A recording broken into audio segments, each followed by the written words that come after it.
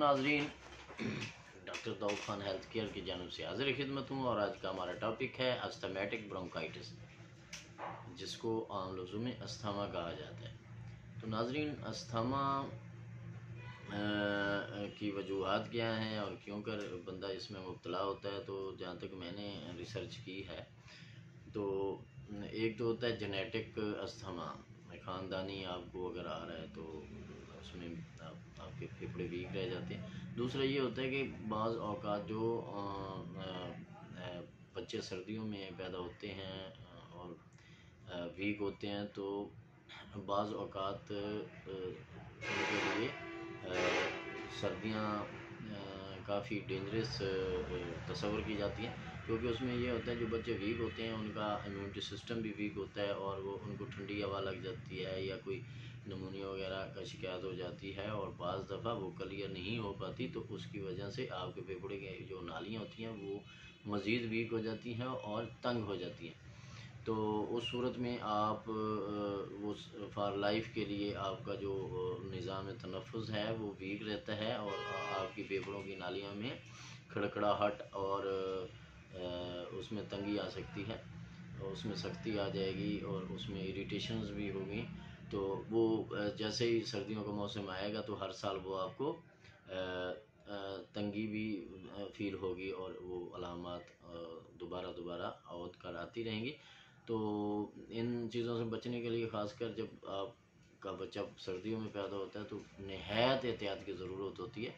अगर आप सर्दियां अच्छे केयर के साथ निकाल लेते हैं तो आप पूरी ज़िंदगी के लिए इस बीमारी से बच सकते हैं। तो नाज़रीन, जो हज़रात अस्थमा का शिकार हैं या उनके फेफड़े या उनकी फेफड़े की नालियाँ वीक हैं, तो उनके लिए चंद एक तदाबीर हैं, हिफाजती तदाबीर जिसे कहते हैं, उन पर वो इम्प्लीमेंट करें तो काफ़ी हद तक वो बच सकते हैं इस बीमारी से, और उनके सांस लेने के में जो दुश्वारी आ रही होती है तो वो काफ़ी हद तक क्लियर कर सकते हैं। तीसरे नंबर पे फिर होम्योपैथी में इसका बहुत अच्छा ट्रीटमेंट है। अगर वो सही तरीके से वक्त पाबंदी के साथ वो ट्रीटमेंट मेडिसिन लेते हैं तो वो काफ़ी सारा इस बीमारी से बच सकते हैं। तो नाज़रीन, पहले तो मैं तदाबीर, हिफाजती तदाबीर बताना चाहूँगा। तो हिफाजती तदाबीर में सबसे जो पहला है कि आप जब भी आपको इरिटेशन हो, खांसी का मसला मसाइल हो, तो आप गर्म पानी का इस्तेमाल शुरू कर दें और गर्म पानी के इस्तेमाल के साथ साथ आप उसमें शहद मिला लें, या दूसरे नंबर में आप उस के साथ कर सकते हैं, स्टीम ले सकते हैं। स्टीम लेने का तरीका ये है कि आप 2 से 3 किलो पानी उबालें, उबाल के उसमें आजकल आम मेडिकल स्टोर से भी या हर्बल स्टोर से या होम्योपैथिक स्टोर से बाम्स मिल जाती हैं। विक्स बाम होगी, नेचुरल बाम होगी, अदर बाम्स और काफ़ी सारी हैं। तो उसका 1 चम्मच उसमें डालें और उबलते हुए पानी को उससे आप स्टीम लें सुबह शाम, तो आपके फेफड़ों की नालियाँ जो है वो क्लियर हो जाएंगी और आपको सांस लेने में जो दुश्वारी आ रही है वो भी ओके हो सकती है। अब दूसरे नंबर पे नेचुरल तरीके में अगर आप लेना चाहें तो सफ़ेदे का एक दरख्त है, उसके जो पत्ते हैं उसको आप स्टीम में आप इस्तेमाल कर सकते हैं। 10-12 पत्ते या 20 पत्ते आप लें, उबलते हुए पानी में डालें और उसकी आप स्टीम लें, तो उससे भी आप काफ़ी हद तक आपके फेफड़े क्लियर हो जाएंगे और आपकी सांस लेने में जो दुश्वारी आ रही है वो क्लियर हो जाएगी। अच्छा, अब तीसरे नंबर पे आ जाते हैं ट्रीटमेंट की तरफ। तो होम्योपैथी में इसका बहुत अच्छा है।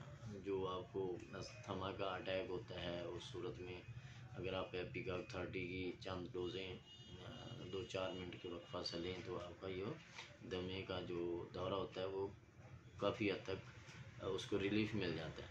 अब दूसरे नंबर पे आ जाते हैं antimonium tart. Antimonium tart basically आपके जो फेफड़ों के अंदर खड़खड़ाहट और वो जो आ रही होती है इरिटेशन है उसको क्लियर करती है। आपके फेफड़ों के अंदर जो बलगम जमी होती है उसको निकालने में बड़ी मुफीद है, मुआवन है।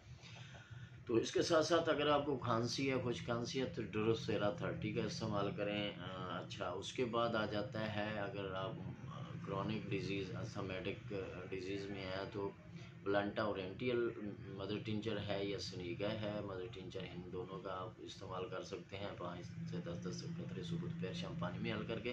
तो नाजरीन अगर आप इनका इस्तेमाल करते हैं तो एक मेडिसिन आती है ब्रायूनिया 30, उसका इस्तेमाल कर सकते हैं। तो इन मेडिसिन को आप अपने किसी अच्छे होम्योपैथिक स्टोर से जाकर मशवरा करें, उसके बाद अब इस्तेमाल करें। अच्छे होम्योपैथी से मशवरा कर लें। अगर फिर भी आपको कोई मुश्किलात पेश आ रही हैं तो आप व्हाट्सअप नंबर हमारा आ रहा है, तो आप डायरेक्ट हमारे साथ भी रब्ता कर सकते हैं, मैसेज के ज़रिए, वॉइस कॉल के ज़रिए या कॉल के ज़रिए। तो नाजरीन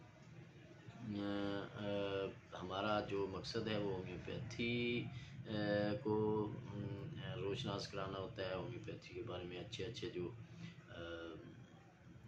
आगाही होती है वो हम अपडेट हर वक्त करते रहते हैं, और बीमारियों के मुतल्लिक़ भी आपको बताते रहते हैं कि किस तरीके से आप अगर इन बीमारियों से बचना चाहते हैं तो नेचुरल तरीके से आप होम्योपैथी को अप्लाई करें, उसको आजमाएं, उसको इस्तेमाल करें, तो काफ़ी नुकसान से आप बच सकते हैं और आपकी बीमारियां भी वो नेचुरल वे से इसका ख़ात्मा हो सकता है। तो नाजरीन आज तक का हमारा ये टॉपिक था। इंशाल्लाह जल्द और नेक्स्ट जो है ना टॉपिक के साथ हाज़िर होते हैं। आप हमारे आप नई डेट के लिए, हर अपडेट के लिए अगर आप चाहते हैं तो हमारे चैनल को सब्सक्राइब करें और घंटी के बटन को दबा दें, ताकि आप तक हमारी आए रोज़ की जो अपडेट आती रहती हैं वो आप तक पहुंच सकते हैं। और आप हमारे साथ कोई किसी किस्म का मशवरा करना चाहें, सवालात करना चाहें, तो आप हमें कॉल कर सकते हैं, व्हाट्सअप कर सकते हैं। तब तक के लिए इजाज़त, अल्लाह हाफ़िज़।